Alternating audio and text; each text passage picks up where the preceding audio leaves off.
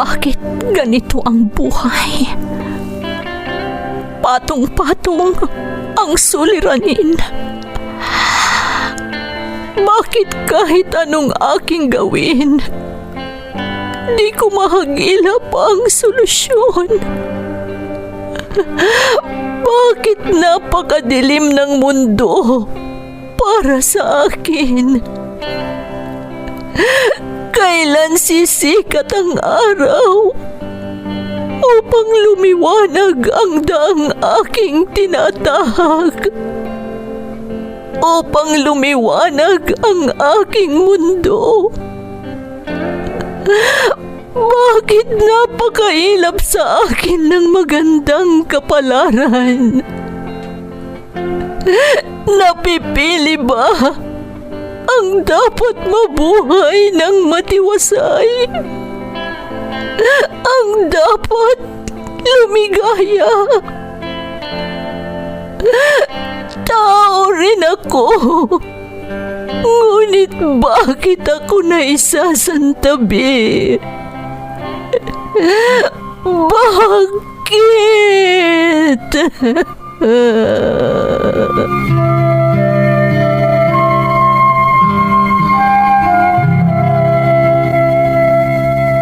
Puno ang mundo ng suliranin.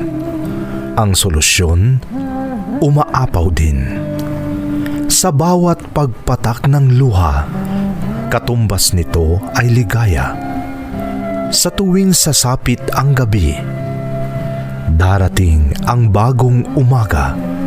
At sa tuwing tayo ay nadarapa, sa ating pagtingala, may malalakas na bisig na handang humatak sa ating muling pagtindig. Bakas ng lumipas.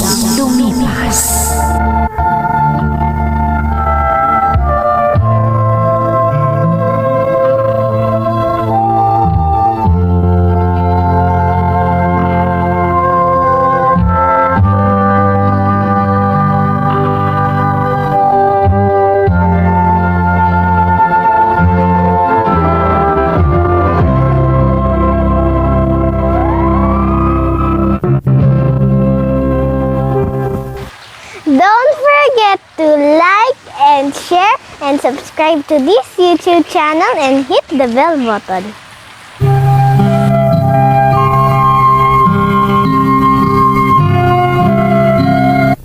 Magandang araw sa inyong lahat.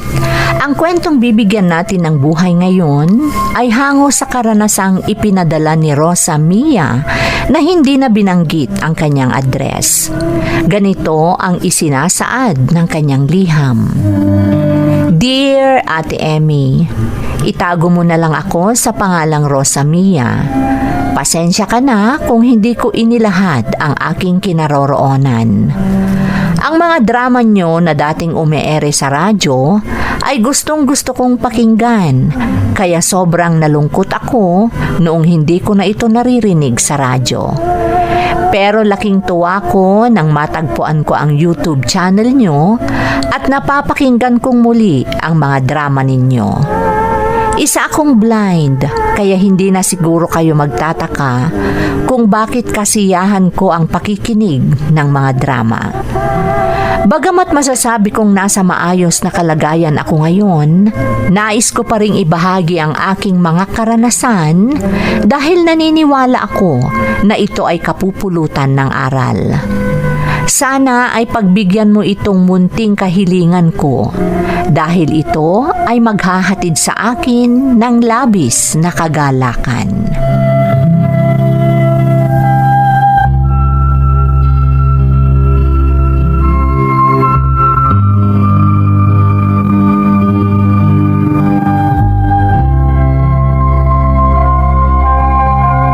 Rosa Mia, may pupuntahan ako. Kung may kailangan ang Tiyong Dolpo mo, ibigay mo sa kanya. Bahala ka na. Inay, hindi ba pwedeng sumama na lang ako sa'yo? Huwag mong sirain ang araw ko, Rosa Mia. Anong sasamang sinasabi mo? Sasamahan na lang kita kahit saan ka magpunta, Inay. Sasama ako sa'yo. Kasasabi ko lang na asikasuhin mo ang tiyong mo, pero pinipilit mo pa rin sumama sa akin. Gusto mo bang masaktan? Ha? Inay, nakakainis ka. Sinabi ko na sa'yo kung ano ang dapat mong gawin. Iba naman ang sinasabi mo. Sinong mag-aalaga sa kanya pag sumama ka?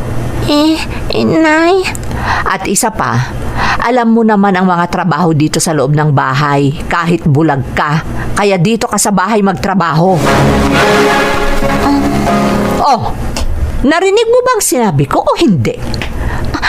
Narinig ko po, Inay. Narinig ko po.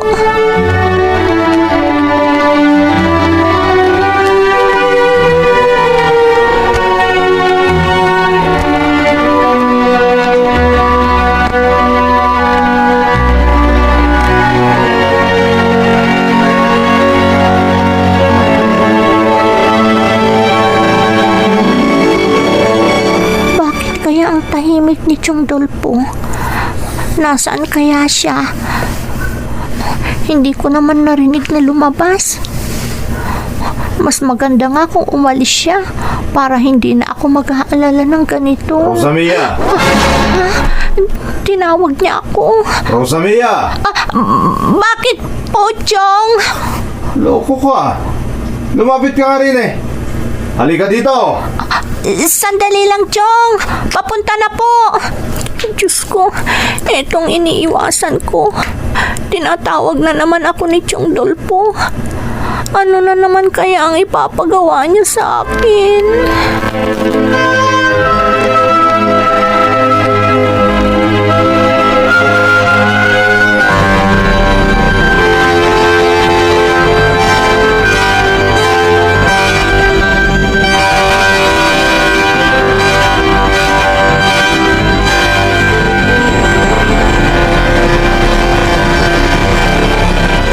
Ano ba naman yan?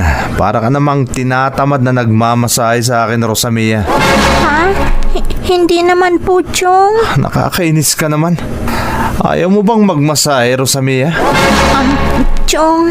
Kung ayaw mong magmasahe, iba na lang ang gagawin natin. Alam mo na siguro ang ibig kong sabihin. Ay, Chong, wag po. Parang awa nyo na. Huwag naman kung ano-anong hinahawakan nyo. Bakit naman huwag? Hoy, Rosamia, kung ano ang gusto ko, gagawin ko. At wag na wag kang magkakamaling magsumbong sa nanay mo. At baka kung ano pa ang gawin ko sa inyong mag-ina. At isa pa, wag mo akong pipigilan sa gusto kong gawin. Masasaktan ka lang kapag tinangka mo akong awatin. Naintindihan mo ba?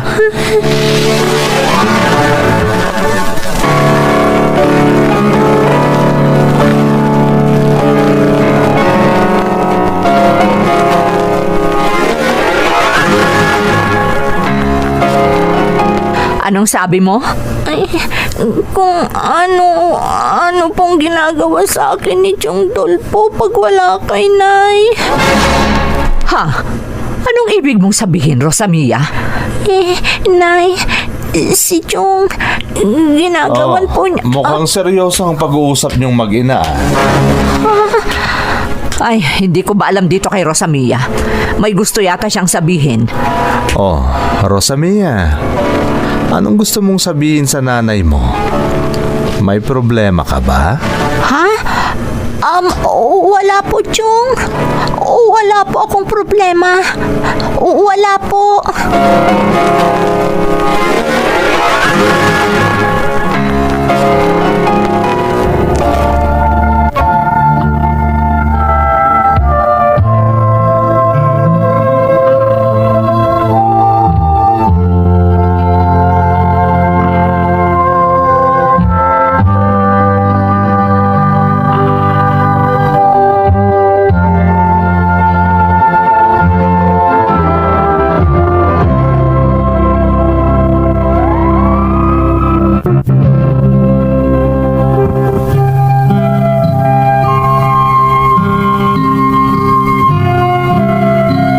Maraming beses kong sinubukang sabihin sa nanay ko ang ginagawa sa akin ng pangalawang asawa niya, Ate Emmy. pero palaging nauudlot. Noong nagkaroon naman ako ng pagkakataon at lakas ng loob na ipagtapat ang lahat sa aking ina, ako pa ang naging masama. Sinabi niya na hindi ko dapat sinisiraan ang kanyang pangalawang asawa sa kanyang harapan. At dahil doon, iniwasan ko ang asawa ng nanay ko para hindi na niya ako paulit-ulit pang gawan ng masama. Sa paglipas ng araw, noong naging bihasa na ako sa pagmamasahe, ginawa ko na itong pagkakakitaan.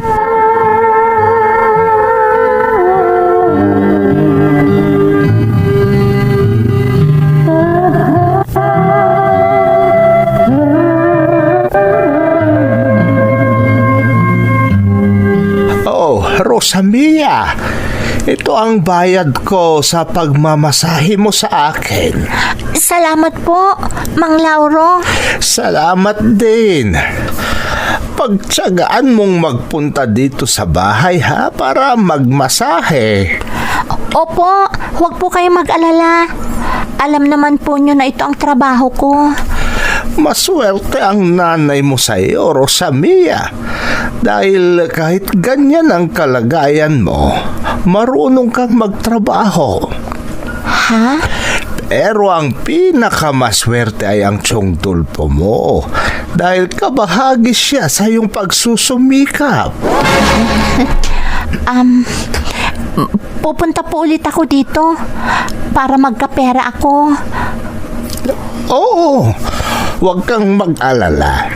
Sa susunod na punta mo, pati ang asawa ko magpapamasahe na rin. Nagkataon lang kasing may pinuntahan siya ngayon. Kaya ang mga apo ko lang ang kasama ko rito. Pero kung narito ang asawa ko, siguradong nagpamasahe din yun. Wala pong problema. Sa susunod na lang po.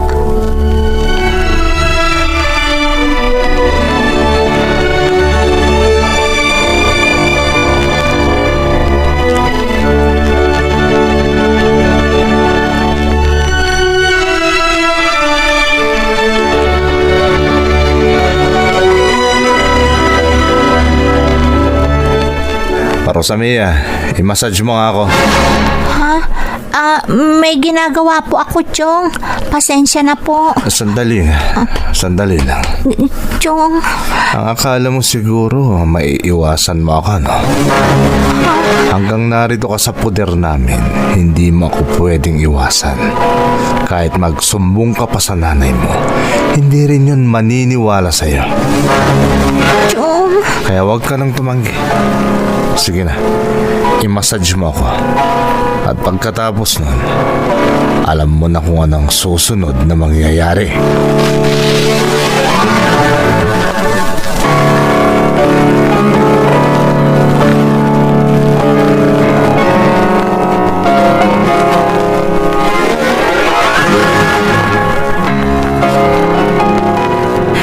Talagang grabe na ang pinagdaraanan ko. Hindi naman pwedeng laging ganito na lang. Hindi na ako tinitigilan ni Chong Dolpo. Si Inay naman, wala namang pakialam sa akin. Ha? May papalapit dito. Sino ka naman? Huwag kang matakot, Rosamia. Huwag kang matakot sa gagawin ko sa'yo. Wala ka nang magagawa, kaya huwag ka nang magpumiglas pa. Diba, maimbing na ang tulog ng nanay mo. Sinabi ko nang huwag ka nang magpumiglas pa. Tumahimik ka. Huwag mong hintayin masaktan ka pa. Naintindihan mo?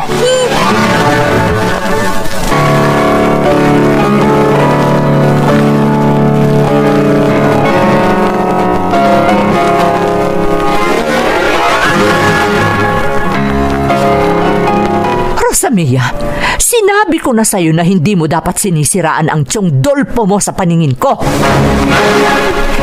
Inay. Hindi ko gusto yung sinasabi mo. Hindi ganyang tao ang Tiyong mo. Nay, bakit hindi niyo ako paniwalaan?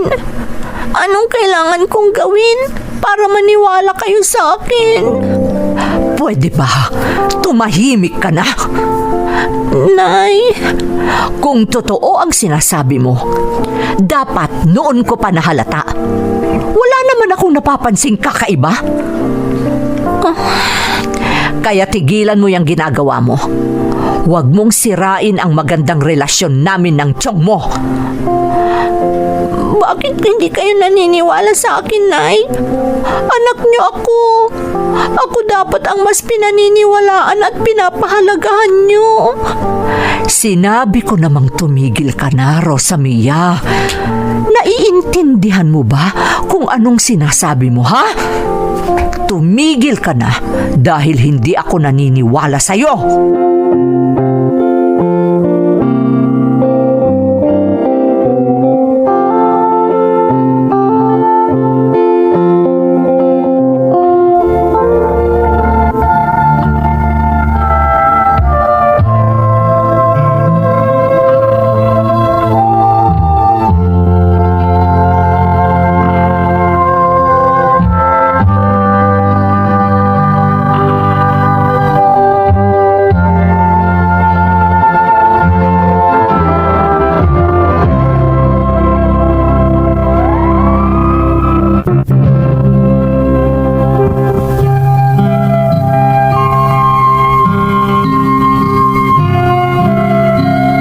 Gaano kasakit sa akin noong unang beses na hindi ako pinaniwalaan ni Inay, mas masakit na naman noong inulit kong magsumbong at hindi ko na kinaya pa. Umalis ako sa aming lugar at namuhay mag-isa. Nasasaktan, nakakaramdam ako ng panghihina, pero pinilit kong maging matatag. Dumating ang araw na nalaman kong pumanaw na si Tiong Dolpo. Pero patawarin ako ng Diyos dahil wala akong naramdamang awa, kundi buti nga ang sabi ko pa sa sarili ko. Lahat ng hirap, pagmamaltrato at sakit na pinagdaanan ko noong ako ay nasa aming lugar pa ay ginantimpalaan ng saya noong pandemic dahil nakilala ko si Ate Uge at ang kanyang kapatid sa lugar kung saan ako napadpad. Katulad ko, may kapansanan din si Ate Uge at naging kagalakan na niya ang pagtulong sa mga katulad ko.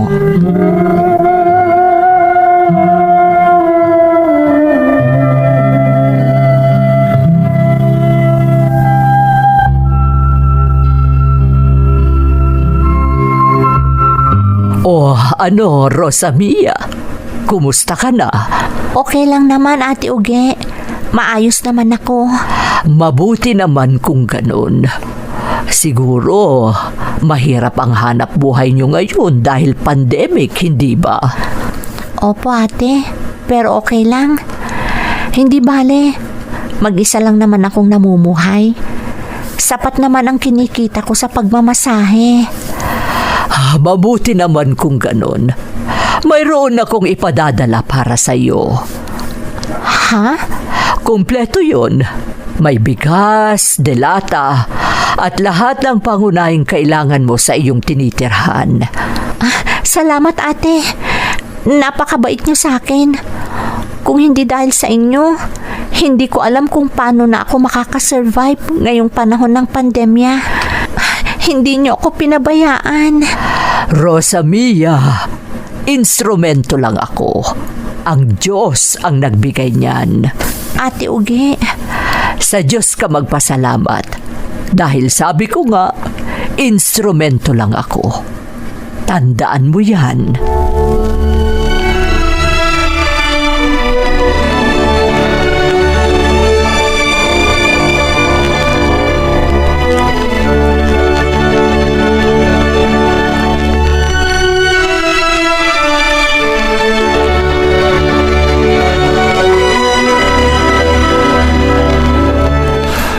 Napakabait ni Rosamia. Hindi ba, Uge? Oo, kuya. Kaya gustong-gusto ko siyang tinutulungan. Dapat talagang tulungan ng mga kagaya niya. Oo. Bakit ka napabuntong hininga? Nakakaawa kasi ang pinagdaanan ni Rosamia. Sinabi mo pa. Ako man, hindi ko rin napigilang umiyak nung ikinuwento niya sa akin ang kanyang karanasan. Oo nga, kuya. Demonyo ang taong gumawa nun sa kanya. Ganun na nga ang sitwasyon niya. Minaltrato pa siya. Kung ako naman ang tatanungin, kasalanan ng kanyang ina. Siya ang dapat sisihin sa nangyari sa kanyang anak.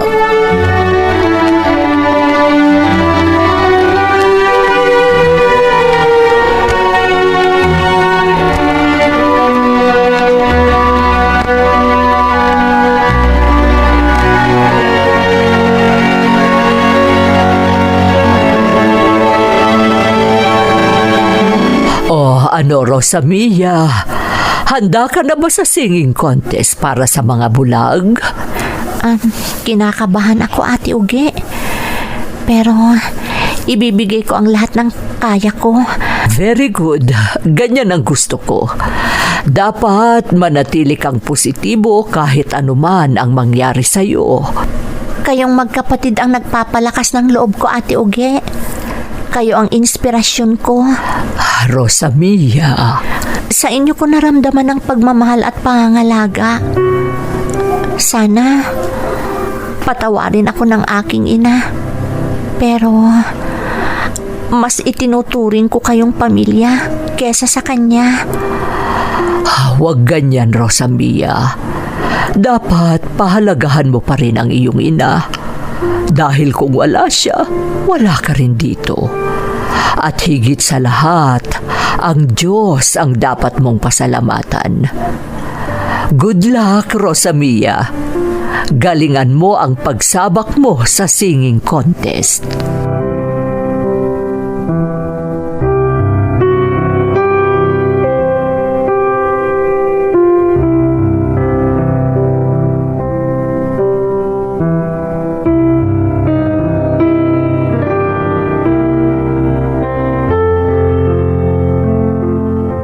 Binabati kita, Rosamia. Binabati rin kita, Rosamia. Ikaw ang champion sa singing contest. Nagpapasalamat ako sa inyo, Ate Uge. Kuya Maki, kayo ang tumulong sa akin. Kayo ang kinukuhanan ko ng inspirasyon. Hindi, Rosamia. Ikaw ang dahilan kung bakit ka nagkampiyon. Dahil talaga namang magaling ka. Kuya Maki, Tama si Kuya Maki. Ikaw ang dahilan ng pagkakampyon mo dahil may talento ka. At sana gamitin mo ang talentong yan para mapaganda mo ang buhay mo. opo Ate Uge. Lagi kong tatandaan yan. Pangako.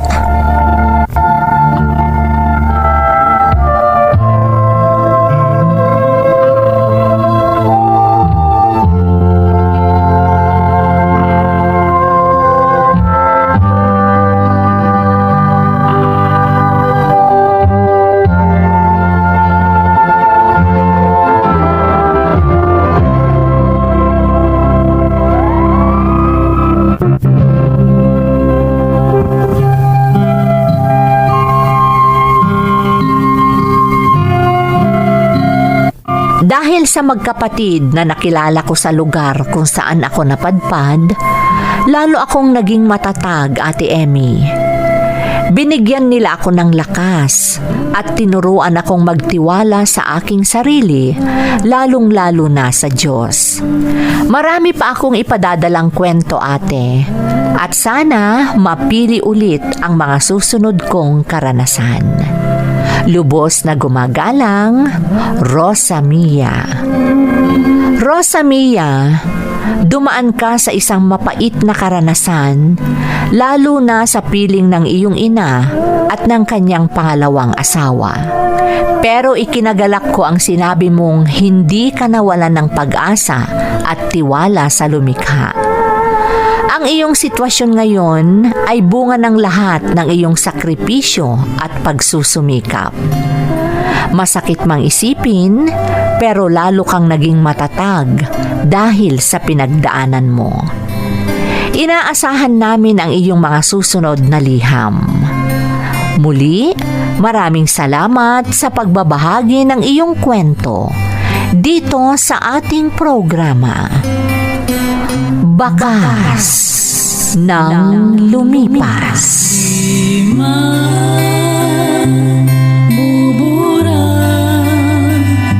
Sa isipan ang mga pagsubok nakaranasan,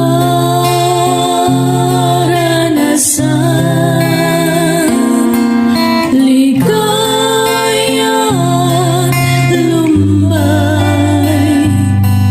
nagbibigay kulay, mga nakaraan, bakas ng lumipas.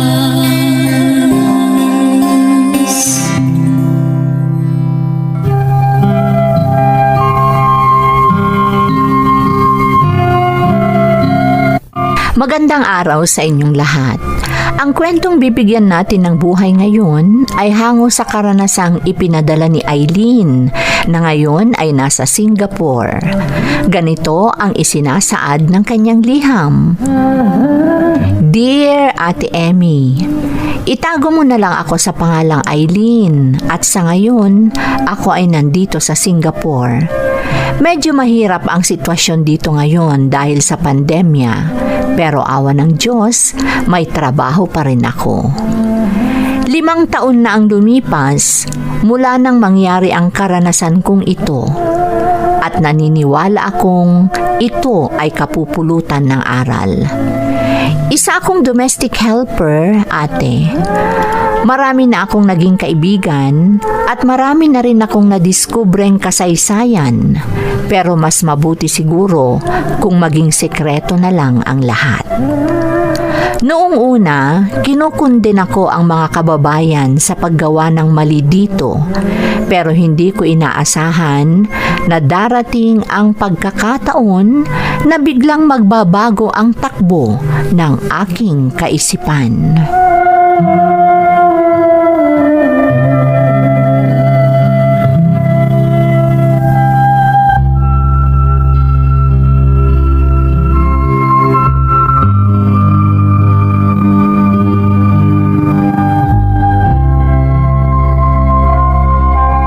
Hoy, girl Lalush, magsabi ka ng totoo.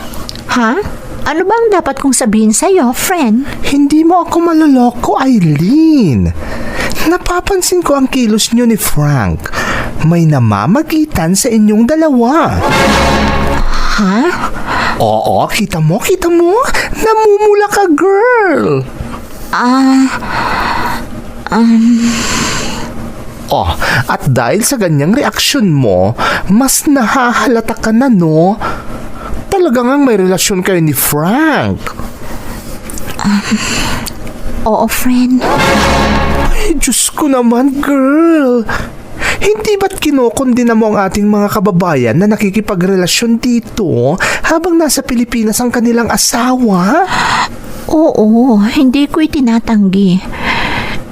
Kinamumuhian ko ang pakikikabit dahil ito ang naging dahilan kung bakit naghiwalay ang aking mga magulang. Eh bakit ganyan?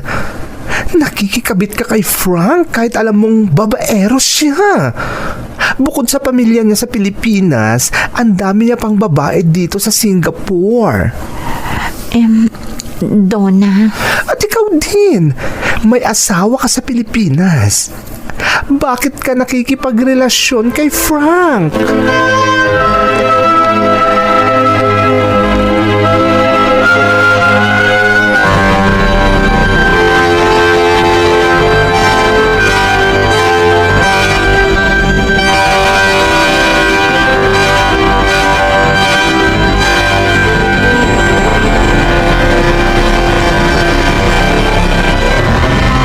Huwag kang mag-alala, Ramon.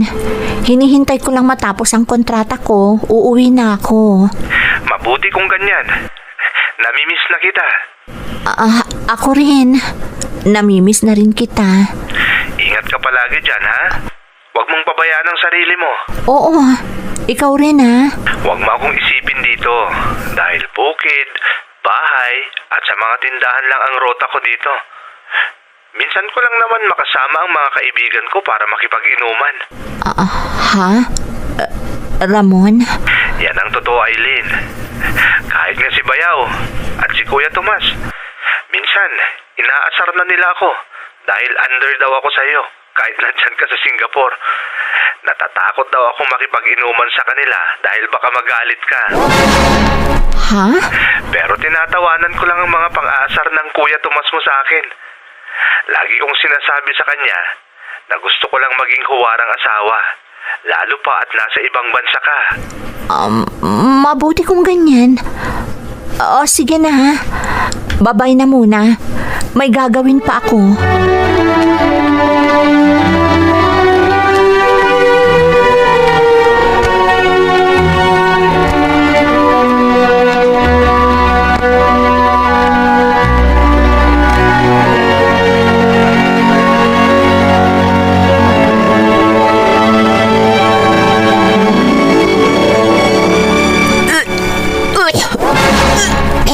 Aileen!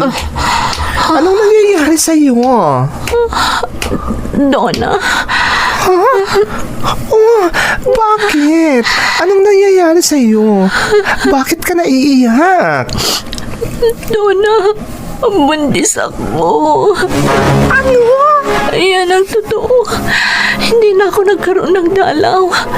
Nag-pregnancy test ako at buntis talaga ako.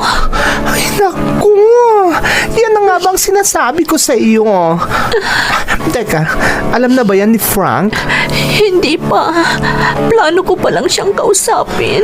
Talagang kailangan mo siyang kausapin. Nang sa ganon, alam mo kung ano ang dapat mong gawin.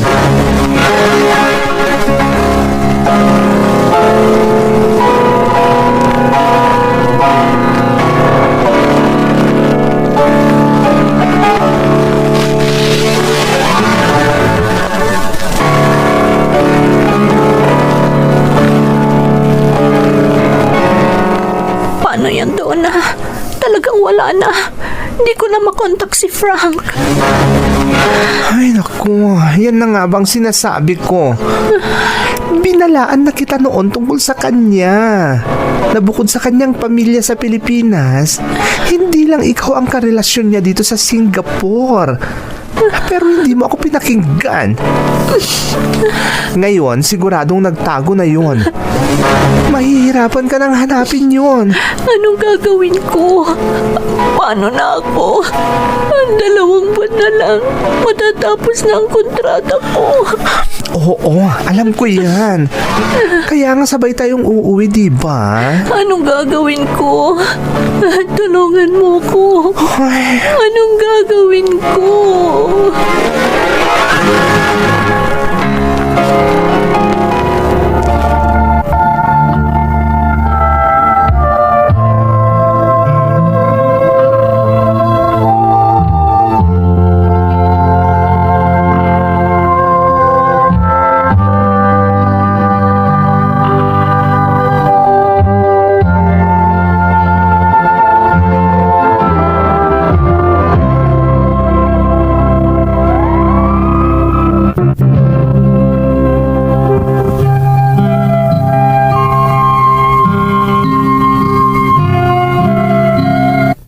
Para maitago namin ang lahat, napilitan akong magsinungaling sa asawa ko, Ate Emmy. Sinabi ko sa kanya na kinausap ako ng amo ko na manatili daw muna ako dito sa Singapore ng 1 taon. Nagdahilan lang ako noon kay Ramon. Pero ang totoo, nagsabay kami ng kaibigan kong si Donato o Donna na umuwi at dumiretso sa lugar nila. Nagsakripisyo para sa akin ang kaibigan ko, ate. Dahil imbes na after 2 months ay iproproseso na naman niya ang mga papeles niya pabalik sa ibang bansa, hindi na niya ito ginawa dahil siya ang nag-alaga sa akin hanggang sa ako ay manganak.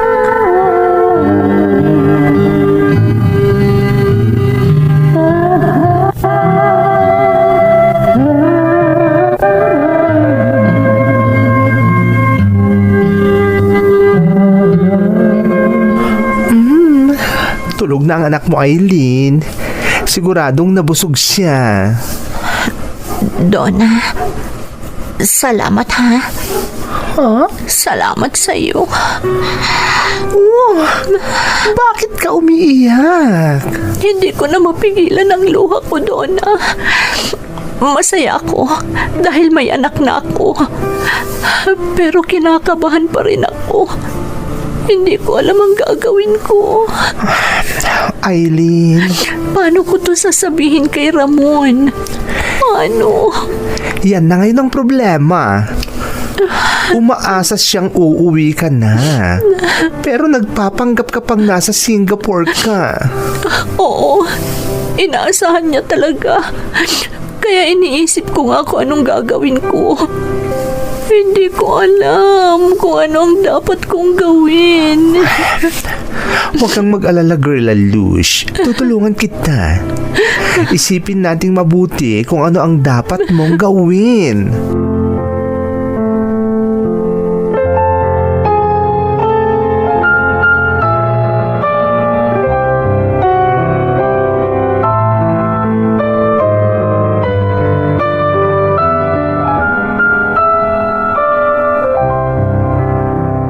Masaya ako at dumating ka na, Aileen. Pero bakit hindi mo man lang sinabi sa akin na uuwi ka na? Para sana, sinundo kita sa airport. Naku, hindi na bale, Ramon. Ayokong mapagod ka pa. Alam kong marami kang ginagawa. Oo, pero kung sinabi mo lang na parating ka na uuwi ka na, ginawan ko sana ng paraan para masundo ka. Bayaan mo na. Ang malaga, nandito na ako. Kung sa bagay. Pero alam mo, Aileen, parang pumayat ka. Ha? Ay, epekto lang yan ng matagal nating hindi pagkikita. Namiss lang kita. Talaga? Oo. At isa pa, alam mo naman ang trabaho ng DH. Buti nga lang at mabait ang amo ko. Sa bagay. Aileen, magpahinga ka na at aasikasuhin kita. Ipagluluto kita ng paborito mo. At siguradong matagal mong hindi natikman ang paborito mong ulam sa Singapore.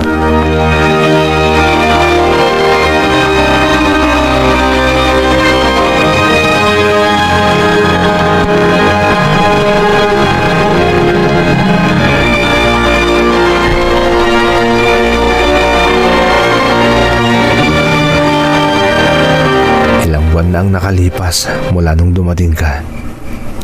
Wala pa ba? Ang alien. Hindi pa ba tayo nakakabuo? Wala pa.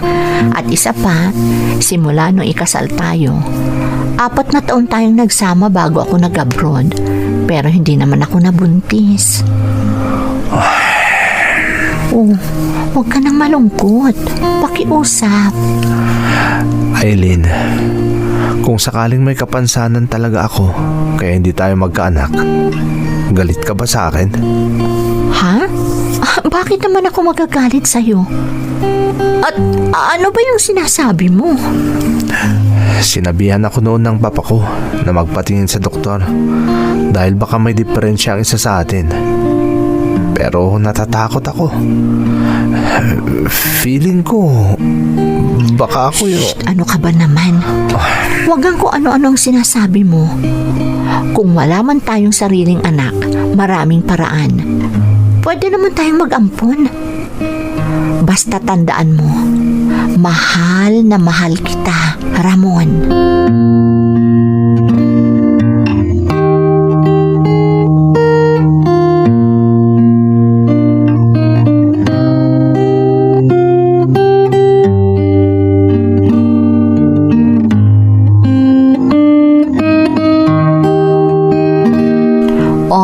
Tamang-tama. Nakaligo ka na pagkadating mo mula sa bukid. Nakaluto na ako, Ramon. Ang bango ng niluto mo. Siguradong mabubusog ako niyan. Busog na nga ako sa pagmamahal mo. Mabubusog din ako dahil sa galing mong magluto.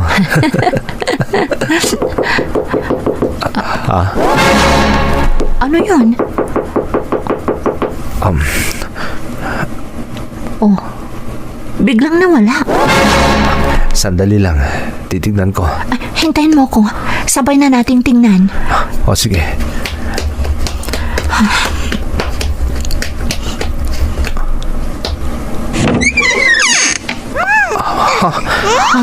Aileen, tignan mo. May sanggol sa pintuan natin. Oo nga. Sino kaya ang nag-iwan ng sanggol na yan dito sa pintuan natin? Hindi ko alam. Sandali lang. Titignan ko ang paligid. Baka makita ko kung sino.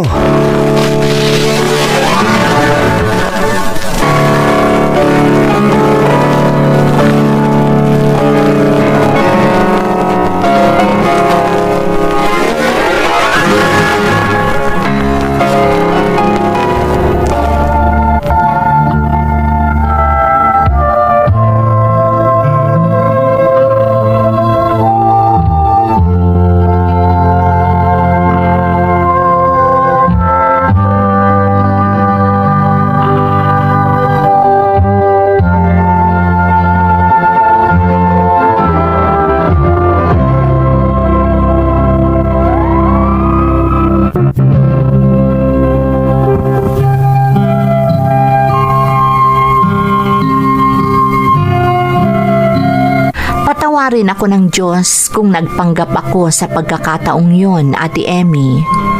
Pero ang totoo, iniwan ng kaibigan ko ang anak ko sa aming pintuan gaya ng napag-usapan namin noong tumawag ako. Ang hindi sinasadya ay ang pagkakataong nabanggit ng asawa ko sa akin na parang may kapansanan siya. Palihim ako noong tumawag sa kaibigan ko at napag-usapan namin ang lahat. Ang saya ko at nakasama ko na din ang aking anak. At ang mas ipinagpapasalamat ko, sobrang saya din ng asawa kong si Ramon sa pagdating ng hindi niya alam na anak ko sa totoong buhay.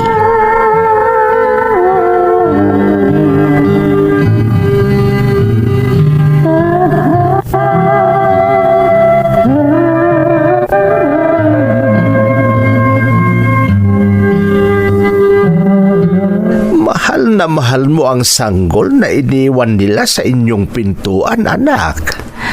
Tay, Alam mo, Aileen, biyaya yan ng lumikha. Dahil sa tingin ko ay may kapansanan ng anak kong si Ramon. ha? Bakit nyo naman nasabi yan, Itay? Alam mo, Aileen, noong 4 na taong gulang si Ramon, dahil napakalikot at napakakulit niya, nakuryente siya. Ha? Hindi ko po yan alam. Hindi namin sinabi sa iyo yaon kasi wala rin namang kwentang bagay. Pero alam kong yun ang nakaapekto sa pagkalalaki niya. Kaya kung akong ama niya ang tatanungin mo, anak, naniniwala ako na may diferensya siya. Kasi matagal na kayong kasal pero hindi pa kayo nagkakaanak.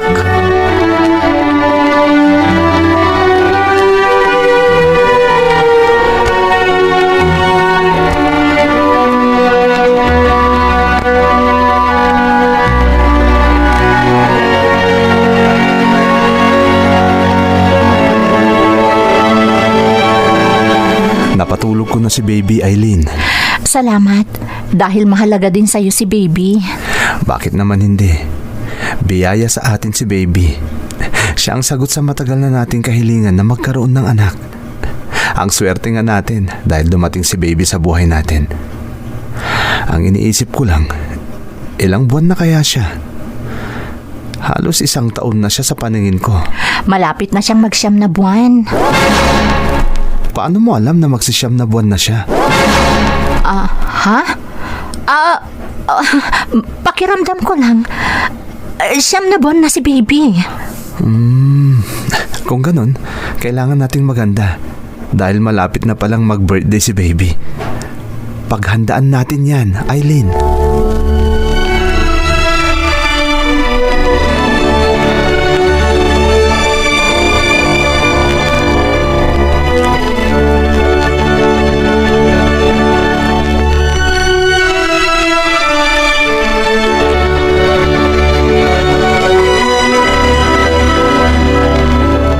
Mag-arbo ang pagdiriwang ni baby Si Ramon, itay.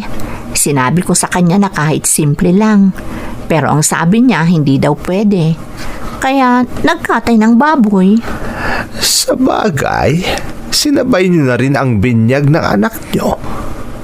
Pero matanong ko lang, sino ba ang pumili ng petsa ng kanyang kaarawan? Ako po, itay.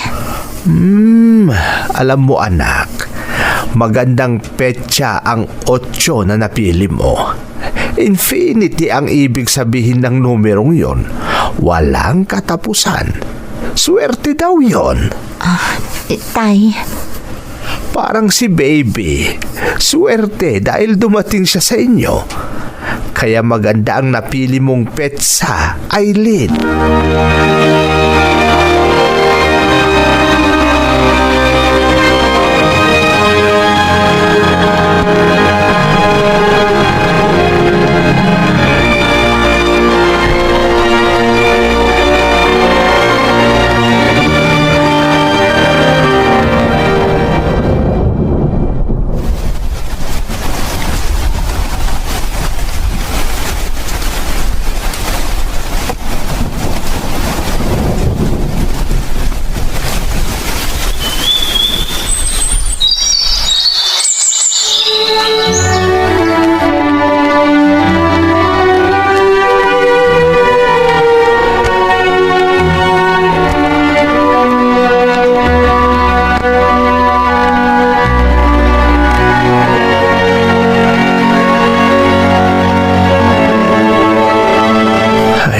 Biglang dumating ang peste, Aileen.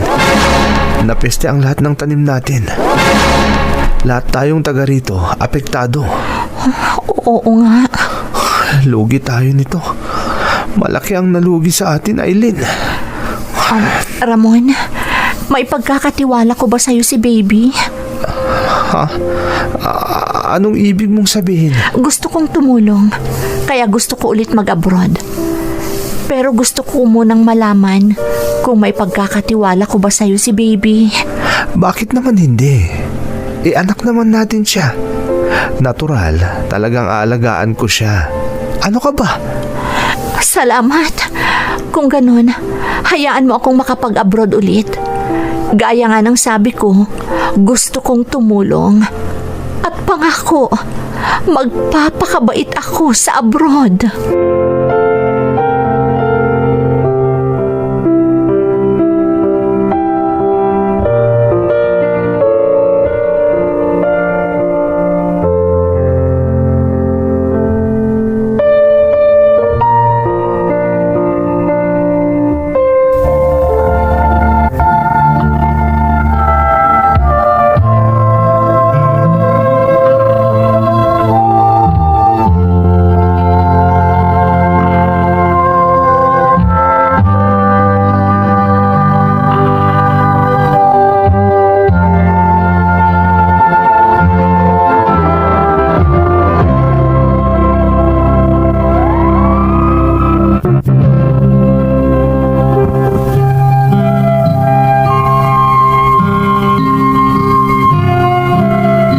Dahil sa sobrang tiwala sa akin ni Ramon at dahil wala siyang kaalam-alam sa nangyari, pumayag siyang bumalik ulit ako sa Singapore, Ate Emmy.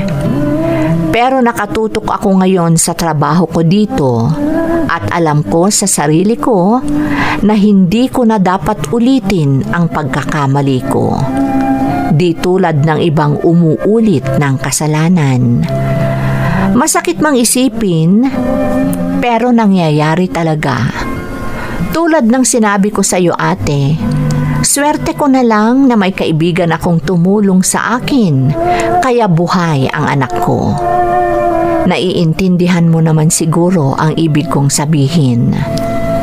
Malapit nang matapos ang kontrata ko, ate, at ipinananalangin ko na sana bumuti na ang sitwasyon para hindi na ako mahirapan sa pag-uwi. Dahil sa pagdating ko sa Pilipinas, balak kong magtapat na kay Ramon para hindi na ako nakukonsensya. Ito ang aking kwento. Lubos na gumagalang, Aileen. Aileen, salamat at ipinagkatiwala mo sa amin ang iyong kasaysayan. Grabe ang nangyari sa iyo. Kahit siguro napatunayang may diferensya ang asawa mo, siguradong masasaktan siya pag nalaman niya ang nangyari sa iyo. Pero huwag kang mag-alala. Gaya nga ng kadalasang sinasabi ko, walang hindi malulutas sa mabuting pag-uusap. Pabor ako sa sinabi mo na sa iyong pag-uwi ay ipagtatapat mo na ang lahat sa iyong asawa. At huwag kang mag-alala. Ipapanalangin kong mauunawaan ng iyong asawa ang lahat at mananatiling maging maayos ang inyong relasyon. Muli, maraming salamat sa pagbabahagi ng iyong kwento dito sa ating programa. Bakas ng Lumipas. Di man bubura sa isipan ang mga pagsubok na karanasan.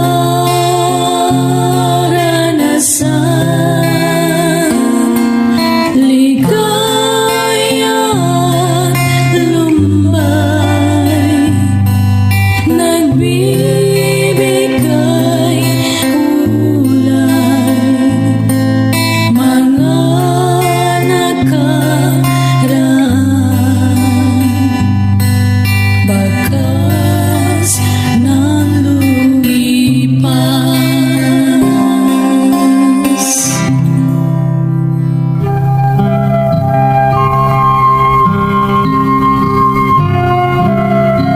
Magandang araw sa inyong lahat. Ang kwentong bibigyan natin ng buhay ngayon ay hango sa karanasang ipinadala ni Lebron na ngayon ay nasa Hong Kong. Ganito ang isinasaad ng kanyang liham. Dear Ate Emmy, Lebron na lang ang itawag mo sa akin. Napili ko ang pangalang ito dahil pangalan ito ng idolo kong basketballista. At hindi naman sa pagmamayabang, magaling din ako sa palakasang ito. Hindi ko makakalimutan ang kantyaw sa akin ng mga kaibigan ko noong nasa Pilipinas pa ako, na magaling daw ako sa lahat ng klase ng basketball. Kung bakit, diyan iikot ang aking kwento. Sa totoo lang, ate, pangalawang bansa na ang aking kinaroroonan. Singapore ang una kong pinuntahan at doon naganap ang karanasang nais kong maisadula sa inyong programa.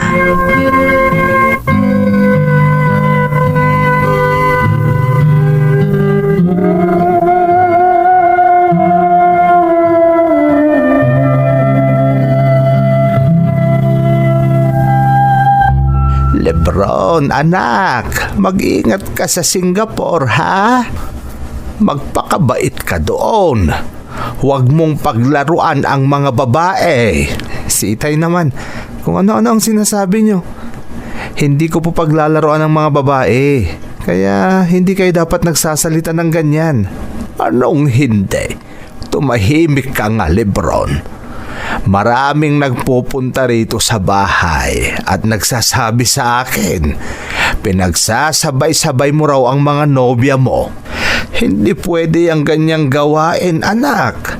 Dahil ang mga babae dapat pahalagahan, hindi pinaglalaruan at niloloko. Tay, ilang beses ko nang sinabi sa inyo. Hindi ko po nobya yung babaeng nakilala nyo. Wala kaming relasyon nun. Bakit may mga pumupunta dito sa bahay at nagsusumbong sa akin? Yan po ang hindi ko alam, Tay. Aminado akong kakilala ko yung mga yun.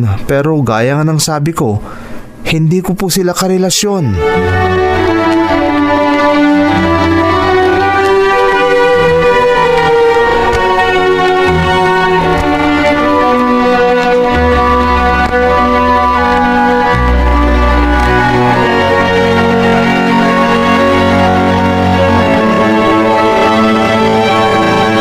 Tay, kailangan ko nang lumuwas papuntang Maynila. 11:00 bukas ang flight ko. Anak, yung bilin ko sa iyo, ha? Wag na wag mong kakalimutan. Huwag kang mag-alala, Tay. Hindi ko kakalimutan ng mga bilin nyo sa akin. Oo, lagi kang tatawag, ha? Opo, Tay. Pangako po. Mag-ingat ka rin dito, ha? Mag-isa ka na lang dito sa bahay.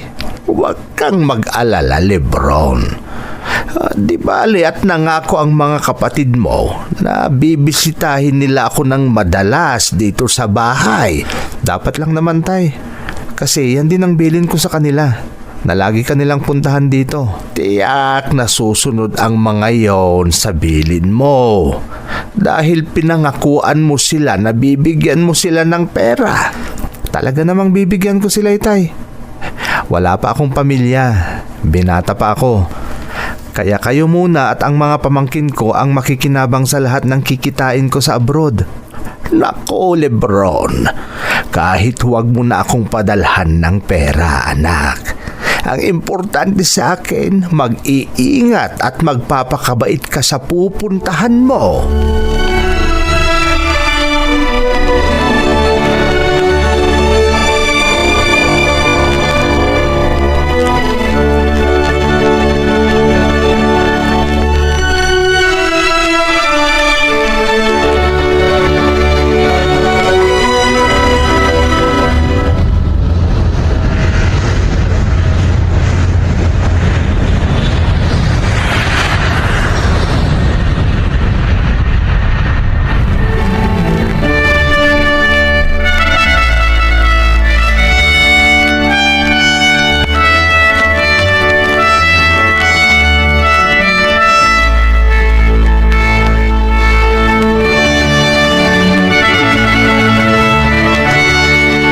Tay, andito na po ako sa Singapore.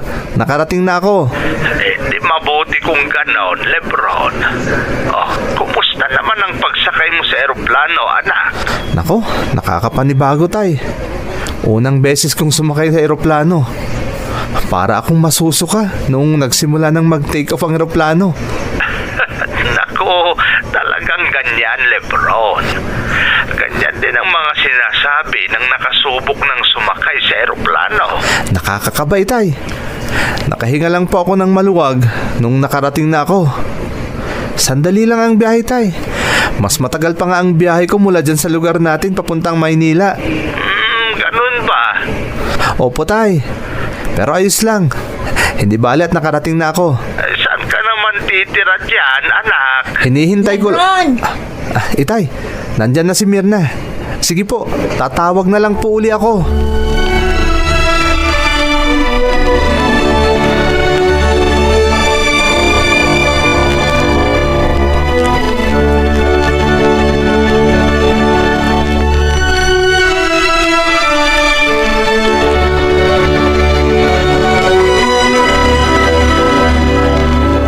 Common dito ang kusina at banyo, Lebron. May schedule din ang paglilinis ng bawat isa. Nang sa gayon, patas sa lahat. Ah, ganun ba? Oo, Lebron. Pagdating sa pagkain, kanya-kanya. Pero minsan, nagaambagan kami. Basta may magbolontaryo na magluluto sa amin. Pero bihira lang yun mangyari. At tinataon namin ang day off namin para lahat na dito. Maganda kung ganun. Oo naman. Ay, oo nga pala. Kailan ka magsisimula sa trabaho mo? Sa lalong madaling panahon, Mirna. Oo nga pala. Salamat sa pagtulong mo sa akin, ha. Walang anuman. Di ba? Magkababayan naman tayo. Sa bagay. Ay, isa pa pala. Hindi ko pa alam ang mga lugar na pupuntahan ko rito. Pati kung saan ako magtatrabaho. Kaya kung pwede, magpapatulong sana ulit ako sa iyo, Mirna. Yun lang? Walang problema, Lebron. Huwag kang mag-alala. Tutulungan kita.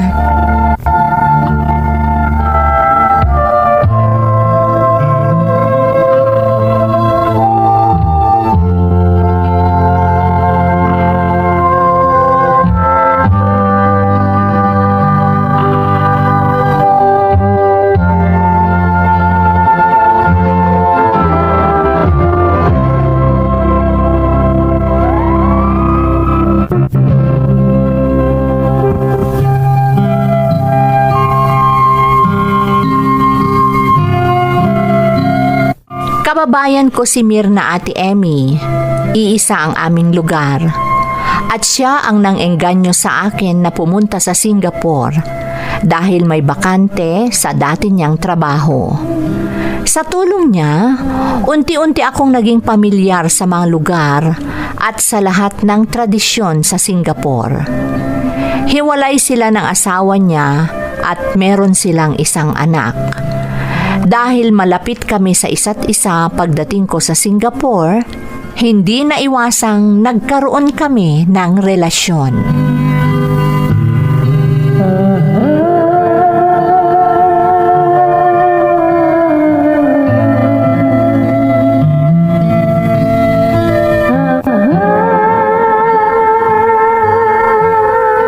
Anong sabi mo, Lebron? Nakahanap na ako ng malilipatan. Ang amo ko, isang Pilipina na nagpakasal sa isang Chinese. Mas malaki ang sahod ko roon. Pero kailangan kong mag-stay in. Ano? Ibig mong sabihin, aalis ka dito sa tinitirhan natin? Mirna, kagustuhan ito ng amo ko. Ano ang magiging trabaho mo doon? All around. Katulong, hardinero, lahat-lahat na. Ano? Gaya nga ng sabi ko, Mirna, mas malaki ang sahod ko roon. Kaya pumayag na ako. Pumayag ka na hindi man lang nagsasabi sa akin? Nagdesisyon ka nang hindi mo man lang sinasangguni sa akin? Ikaw naman, hindi ko na naisip yun dahil sa sweldong sinabi sa akin. Hindi ko na kailangang mag-sideline pag doon ako nagtrabaho. Pero hihiwalay ka ng tirahan sa akin. Eh ano naman? Hindi bale at pupuntahan kita rito tuwing day off ko. Kaya makikita pa rin tayo, Mirna. Sigurado yan.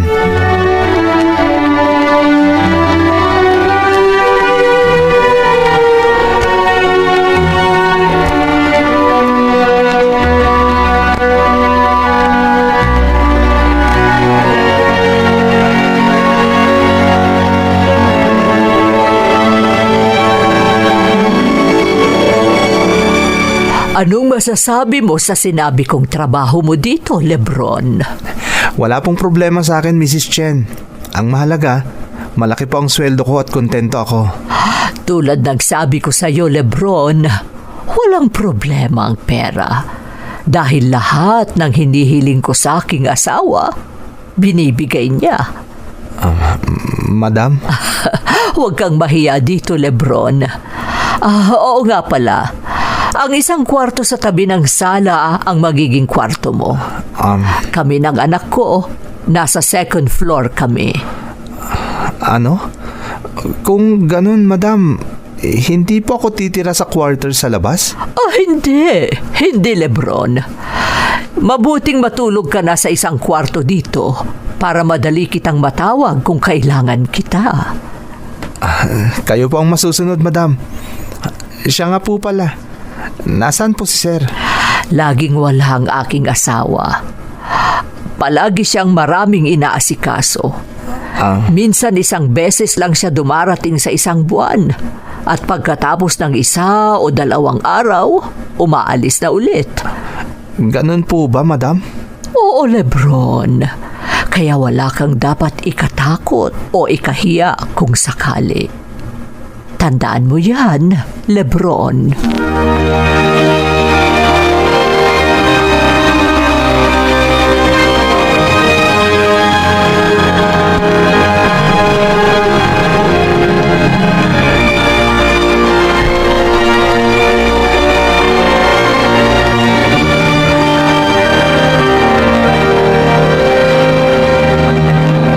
Natanggap niyo na po bang pinadala ko, Tay? Oo, anak. Pero bakit ang dami mong pinadala? Nadoble naman ang pinadala mo ngayon, anak. Opo, Tay. Lumipat na ako ng amo. Ano? Paano yan? Hindi ba't may kontrata ka sa employer mo? Tay, kung madiskarte ka rito, wala kang problemahin. Lebron, anak. Baka naman mapahamak ka sa ganyang ginagawa mo. Huwag po kayong mag-alala, Tay. Ako na ang bahala. Ang mahalaga, mas malaki ang mapapadala ko sa inyo. Oh, kayo nang bahalang magbigay sa mga pamangkin ko, ha? Anak. Binibisita ka ba nila dyan sa bahay, Tay? Oo, binibisita nila ako dito sa bahay. Pati ang mga kapatid mo. Naririto sila tuwing linggo. Mabuti naman kung ganon. Oh, bakit napakalalim ng buntong hininga nyo, Tay? Naiisip kasi kita, anak. Nag-aalala lang ako sa nabanggit mong basta madiskarte ka dyan, ay wala ka nang problemahin. Totoo naman, Tay. Kaya hindi ka dapat mag-alala.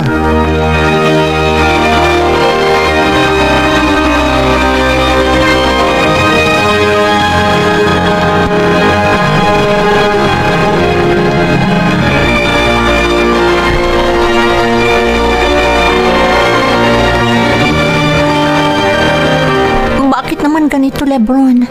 Isang beses sa isang buwan mo na lang akong binibisita dito. Mirna, ganito kasi. Marami akong trabaho ngayon. Kaya pasensya ka na. Yan na nga bang sinasabi ko? Ikaw naman, nagtatampo ka kaagad. Ang mahalaga, may oras pa rin ako para sa'yo. Lebron, Huwag nating sayangin ang sandaling tayo ay magkayakap. Kaya pwede ba, huwag ka nang magtampo. Pagkakataon natin ito. Dahil wala ngayon dito ang mga kasama mo sa bahay. Huwag ka nang magtampo. Gaya nga ng sinabi ko, Mirna. Huwag na tayong magsayang ng oras.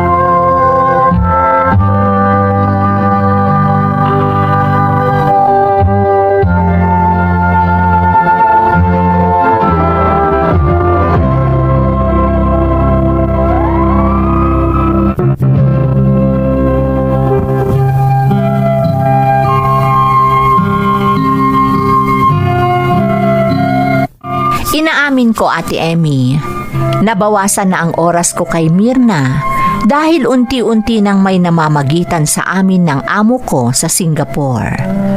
Malakas ang loob kong pinatulan si Mrs. Chen dahil napatunayan ko ang sinabi niya na once a month lang kung umuwi ang asawa niya.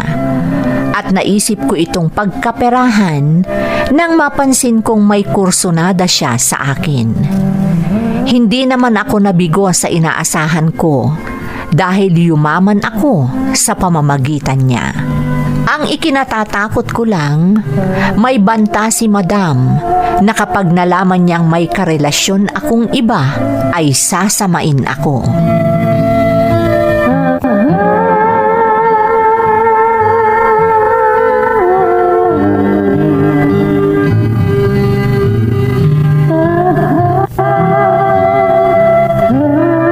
Naaalala mo ba ang sinabi ko sa iyo, Lebron? Madam? Ayokong may kaagaw. Madam, wala po kayong kahati sa akin. Sinungaling! Madam, Alam ko kung sino yung Mirna sa'yo. ano? Tingnan mo. Bakit ganyan ang reaksyon mo? Ha? Pero bibigyan kita ng pagkakataon, Lebron. Gusto kong hiwalayan mo ang Mirna na yun. At huwag ka nang pumunta sa kanya kapag day off mo.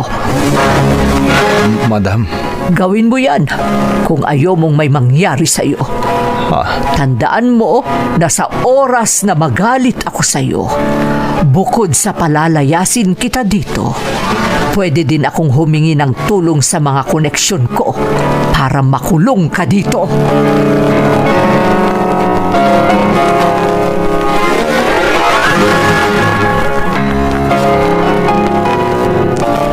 Anong ibig mong sabihin na ito na ang huling beses na magkikita tayo, Lebron? Ikinalulungkot ko, Mirna. Pero tapusin na natin to. Ano? Bakit? Anong dahilan? Bakit bigla kang nakikipaghiwalay sa akin? Huwag ka na sanang magtanong pa. Tapusin na natin ang lahat sa atin. Maghiwalay na tayo.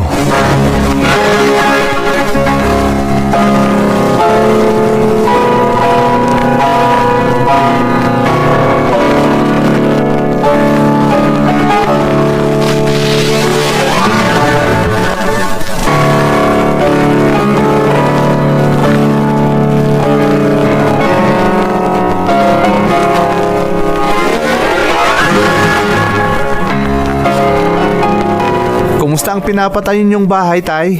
Nako anak, tapos na. Natutuwa ang mga pamangkin mo. Alam mo bang mas gusto pa nilang tumira dito sa bahay kaysa sa kanilang mga tahanan? Mabuti naman kung ganun. Maganda yan para lagi kayong may kasama. Hindi kayo nag-iisa. Oo anak, masayang masaya na rin ako dahil sobrang laki na ng ipinagbago ng buhay natin. Mabuti naman, Tay. Hindi na nila tayo pwedeng apihin at hamak-hamakin. Kasi, bukod sa napaganda na natin ang ating bahay, maganda na rin ang buhay natin. At dahil ito sa iyo anak, kaya lagi kang mag-iingat dyan ha? Opo, Tay. Huwag kayong mag-alala. O, sige na po. Bye. Hindi ko na pwedeng palampasin pa ang oportunidad na ito. Nasimulan ko na. Huhut-hutan ko ng husto si Mrs. Chen para lalo pang mapaganda ko ang buhay namin sa Pilipinas.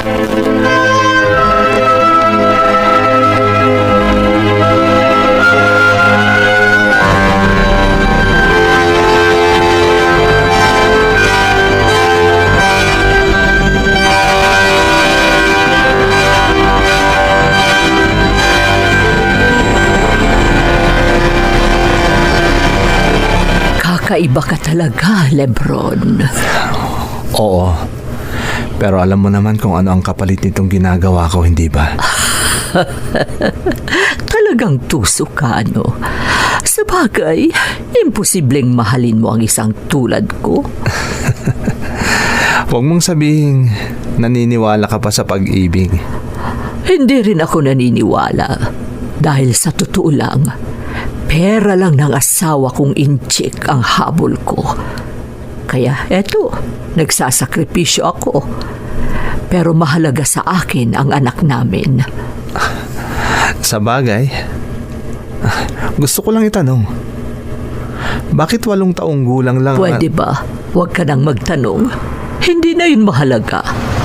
Ang mahalaga ngayon ay... ang asawa ko biglang dumating. Ano? Bilisan mo. Magbihis ka na. Hindi tayo dapat mahuli. Bilisan mo.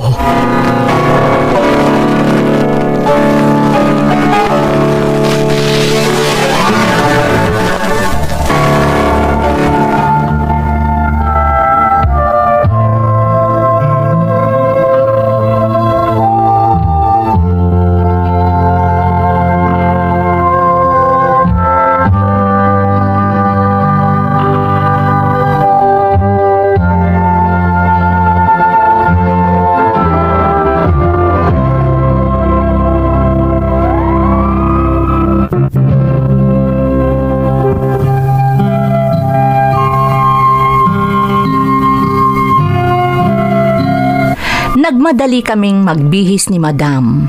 Pero dahil siguro sa pagkataranta niya, lalong nadiskubre ng asawa niya ang sikreto namin, Ate Emmy. Akala ko mamamatay na ako noon, lalo na't nakita ko ang matinding puot ng inchik na asawa ng nakarelasyon ko.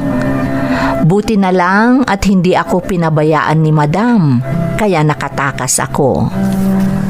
Dahil sa takot ko, ate, nagmadali akong umuwi sa Pilipinas at hindi na inisip na bumalik ng Singapore. Siguro nakarma ako sa ginawa ko noon, kaya nang mabigyan ulit ako ng pagkakataon para mangibang bansa, dito na ako sa Hong Kong pumunta. Maniwala ka man o hindi, ate, nagbago na ako at iniwasan ko na ang pakikipagrelasyon ng sabay-sabay. Hindi lang yon, ate.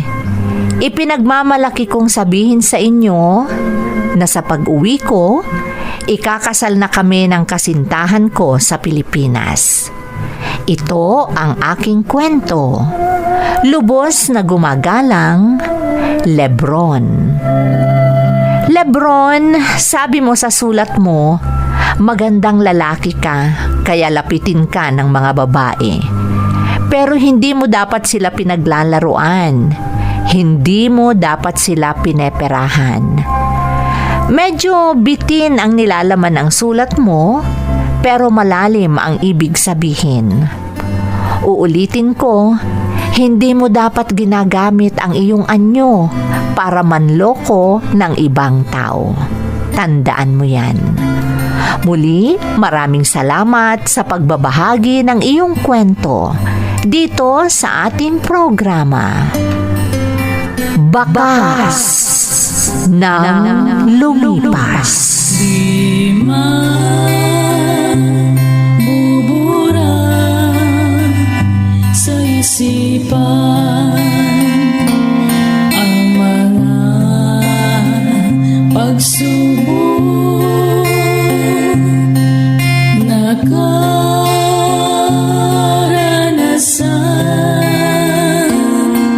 Ligaya at lumbay, nagbibigay kulay, mga nakaraan, bakas ng lumipas.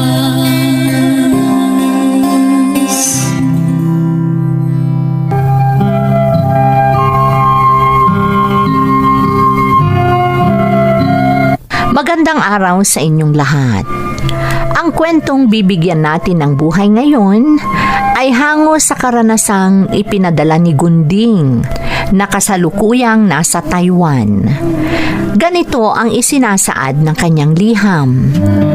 Dear Ate Emmy, itago mo na lang ako sa pangalang Gunding at ngayon narito ako sa Taiwan. Huling uwi ko sa Pilipinas ay noong 2019, kaya mapalad ako na nakasama ko ang pamilya ko bago ang pandemya. Mga kapwa Pilipino ko ang kasama ko dito sa quarters namin at itong YouTube channel nyo ang naging libangan namin, lalo na noong kasagsagan ng pandemic. Dahil dito, ate, naingganyo rin akong sumulat para ibahagi din ang aking karanasan na sana ay maging inspirasyon sa mga katulad kong nakahiligan na ang pakikinig sa inyong programa.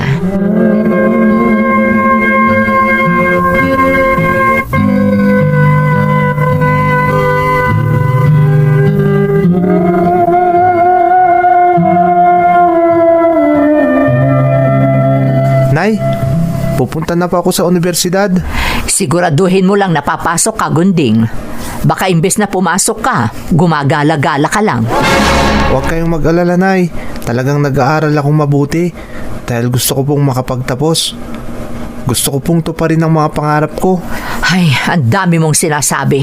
Pangarap ka dyan. Kahit ano man ang gawin mo, hindi mo makakamit ang mga pangarap na sinasabi mo. Ha? Kaya ayaw kitang suportahan dahil alam kong walang silbi ang mga pinaggagawa mo. Alis na ako, Nay.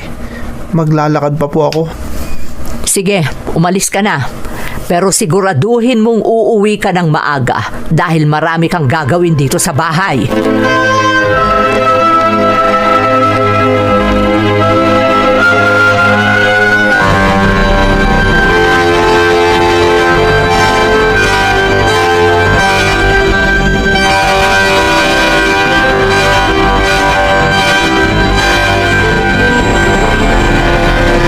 Parang hindi ka pa sanay sa inay mo.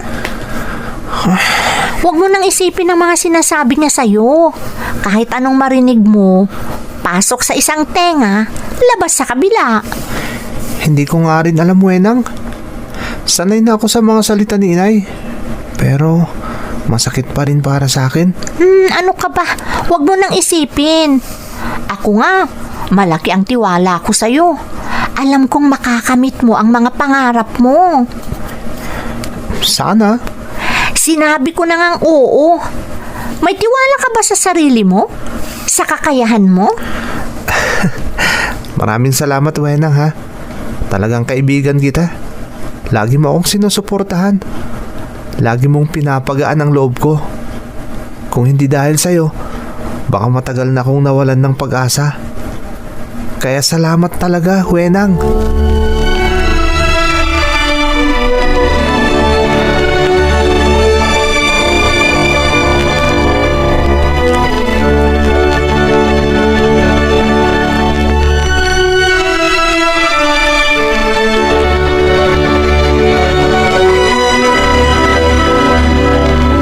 Wala ka talagang alam.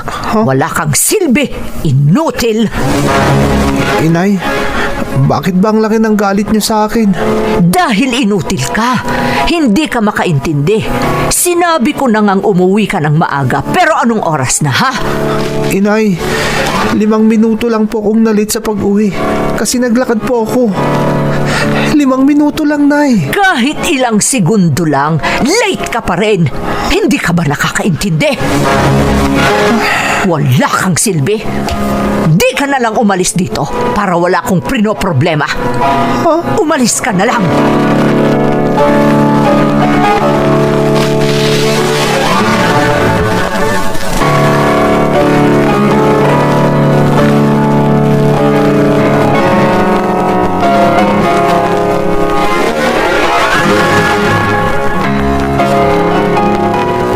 Pasensya ka na, Wenang.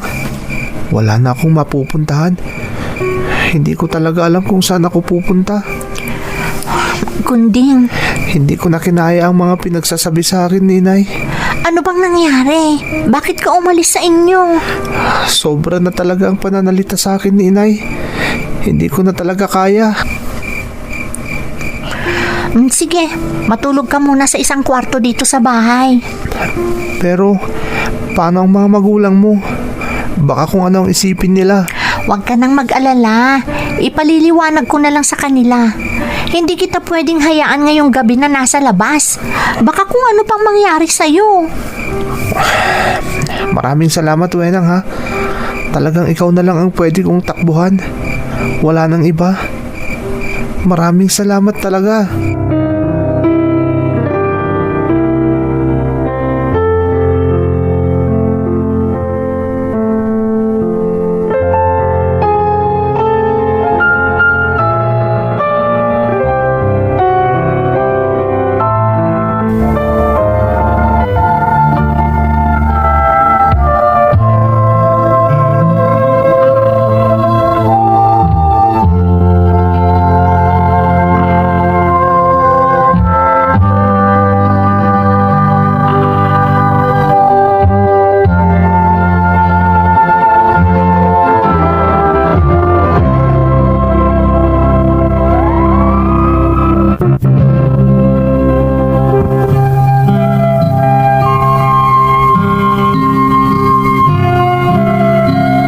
Iyon ang unang beses na hindi ko natiis ang mga salita ni Inay, Ate Emmy. Kaya kahit gabi na, pinuntahan ko ang kaibigan kong si Wenang.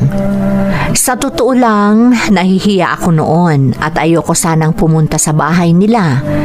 Pero natatakot akong gumala-gala, lalo na at maraming luko-luko sa lugar namin. 2 araw akong nanatili sa bahay nila Wenang. Pero sa loob ng 2 araw na yon, ginawa ko ang lahat ng trabaho na pwede kong gawin sa kanila. Dahil dito, pinuri ako ng kanyang mga magulang. Pagkatapos ng 2 araw na pananatili ko sa bahay nila Wenang, umuwi na ako sa bahay namin.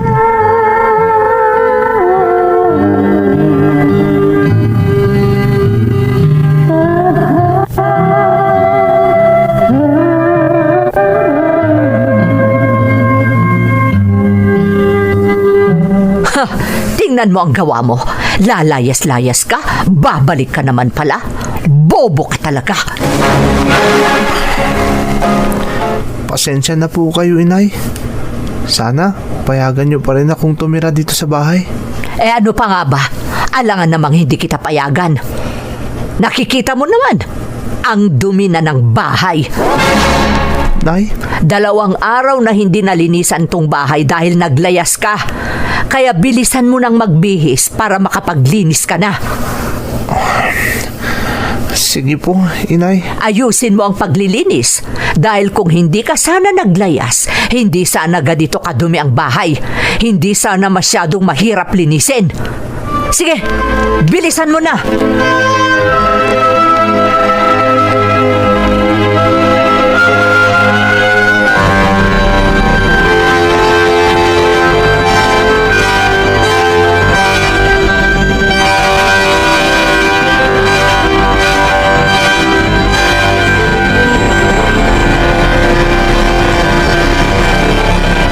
Tinatanong ka ni Itay.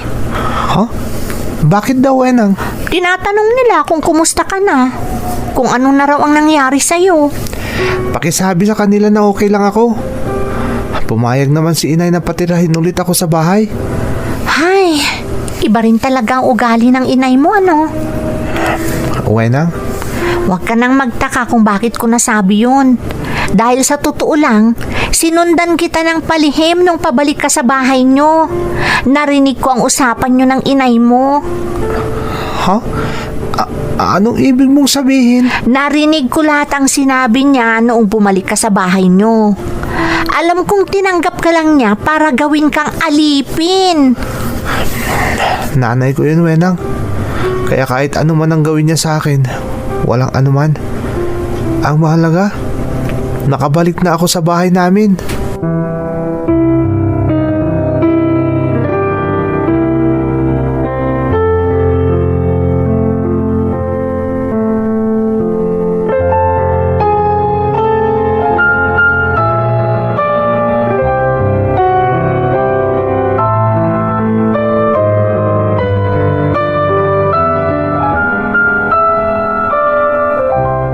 Sinasabi ko na nga ba't ikaw ang makakasalubong ko? Kumusta ka na, Gunding? Kayo po pala, Tatay Arman. Okay lang po ako. Kayo po, kumusta na po kayo ni Nanay Sedes? Okay naman. Gaya ng dati, malusog pa rin kami. Alam mo naman na inaalagaan kami ng kaibigan mong si Wenang. Sigurado ko pong hindi kayo pababayaan ni Wenang na kaibigan ko, Tatay Arman. Siya pa ba? Labis ang pagmamahal niya sa inyo. Maging ikaw man, Gunding, mahal na mahal mo rin ang nanay mo. Po?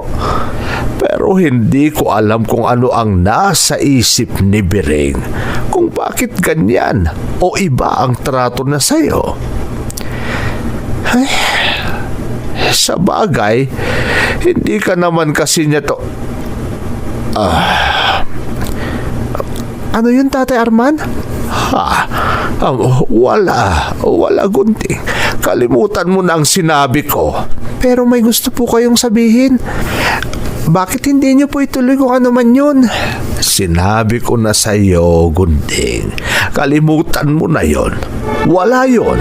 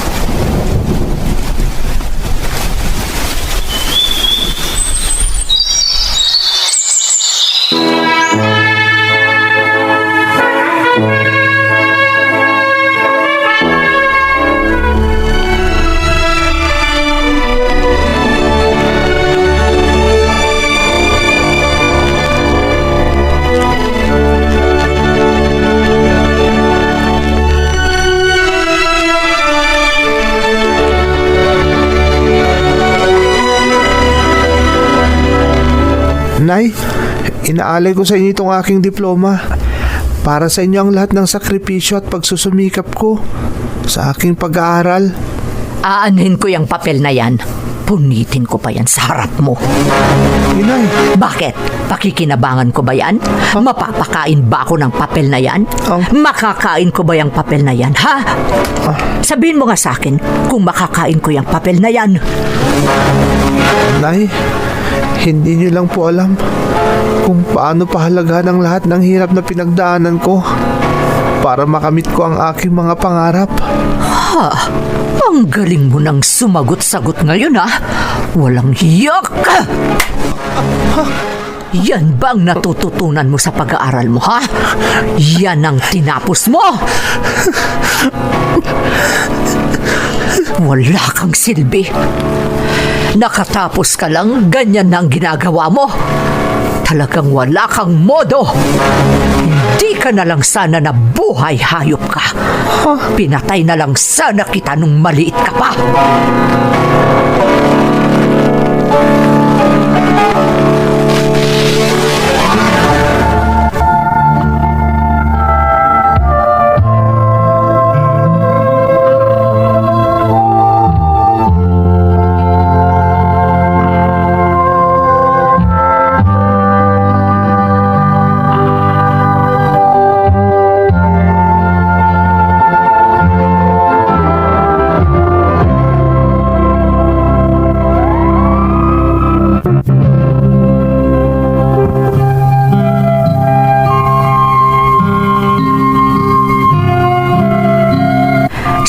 Ng graduation ko nangyari ang pinakamalalang away namin ni Inay, Ate Emmy. Yun din ang unang pagkakataon na sinaktan niya ako. Dahil kahit noon pa man, kahit na masakit siyang magsalita sa akin, hindi niya ako sinasaktan. Kaya labis kong ikinagulat ang pagsampal niya sa akin dahil sinagot ko siya. Gaya ng dati, tumakbo ako sa kaibigan kong si Wenang. Pinayuhan din niya ako na kung anuman ang nangyari sa amin ni Inay, ay sana maayos din yon. Bagay na nangyari naman.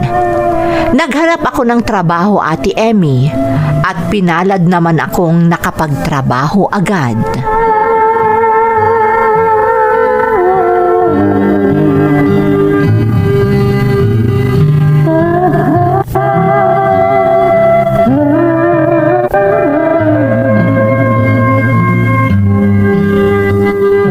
Mo, nakakuha na rin ako ng trabaho, Gunding, sa isang kumpanya sa bayan.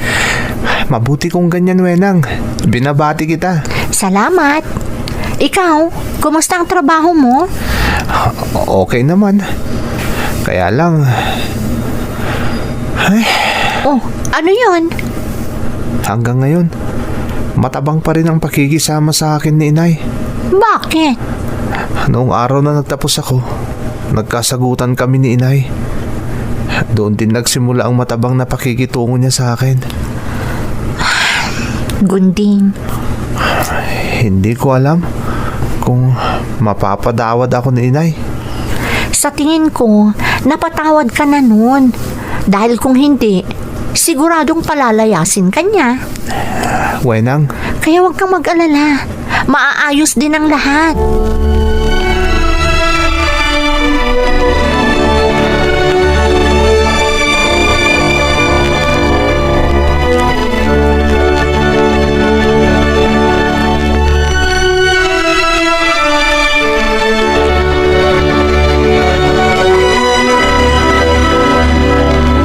Nay, eto po yung sahod ko.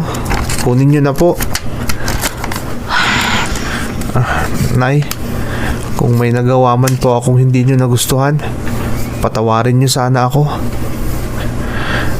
At ang pangunahing bagay na gusto kong ihingi ng tawad ay ang pagsagot-sagot ko sa inyo nung ako ay nagtapos. Sana po Ha? Tinalikuran na naman ako ni Inay. Talagang masama pa rin ang loob niya sa akin. Diyos ko, tulungan niyo po ako. Sana matutunan ng Inay na ako ay patawarin at mahalin. Sana maramdaman ko na rin ang pagmamahal niya sa akin bilang anak. Sana magkaayos na kami, Diyos ko. Ipahintulot niyo pong magkaayos na kami ng aking ina.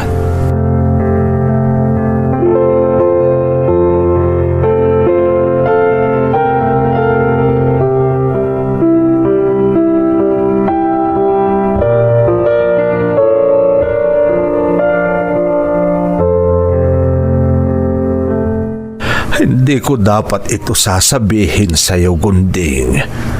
Ngunit dahil laging sinasabi ni Wenang na anak ko ang tungkol sa sitwasyon mo kapag kasama mo ang iyong ina, may ipagtatapat ako sa iyo. Ha? Ano po yun, Tatay Arman?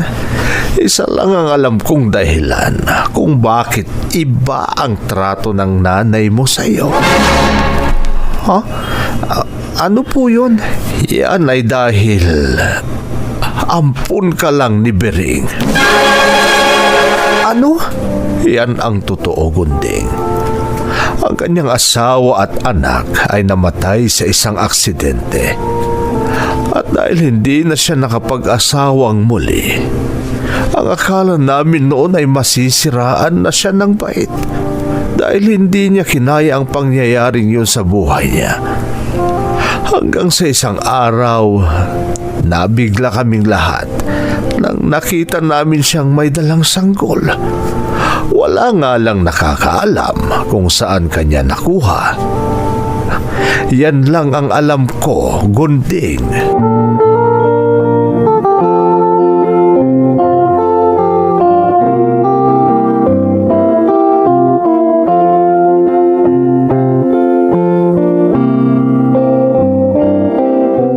Gusto mo ba talagang malaman ang totoo, ha? Ano po ang totoo, Inay? Ampun ka lang. Ano? Kaya ba hindi niyo ako kayang mahalin, Inay? Dahil ampun niyo lang ako. Napakatagal ko nang nais maramdaman ang pagmamahal ng isang ina. Pero kailanman na hindi ko naramdaman sa inyo yun. Yun pala, ampun niyo lang ako. Ngayong alam mo na, malaya ka nang magdesisyon para sa sarili mo. Kung iiwan mo ako dahil sa mga natuklasan mo, umalis ka. Sige, umalis ka. At ipakita mong wala ka talagang utang na loob sa akin. Umalis ka na. Kung aalis ako, Nay, hindi ibig sabihin na iiwan na kita ng tuluyan. Dahil kahit wala kang pakialam sa akin, nakatanim na po sa isip ko na binuhay niyo ako, na kayo ang nanay ko. At tinatanaw ko pong utang na loob sa inyo yon. Kaya kahit ano pong mangyari, Nay, hindi ko kayo pababayaan. Opo, aalis ako katulad ng sinabi ko, pero hindi para talikuran kayo. Aalis ako para magtrabaho at nang maiahon ko kayo sa hirap. At kahit pa siguro hindi niyo ako kayang mahalin dahil ampun niyo lang ako, mahal na mahal ko kayo, Nay. Kaya pinapangako ko po, iaahon ko kayo sa hirap. Pinapangako ko yan. Pangako, Inay.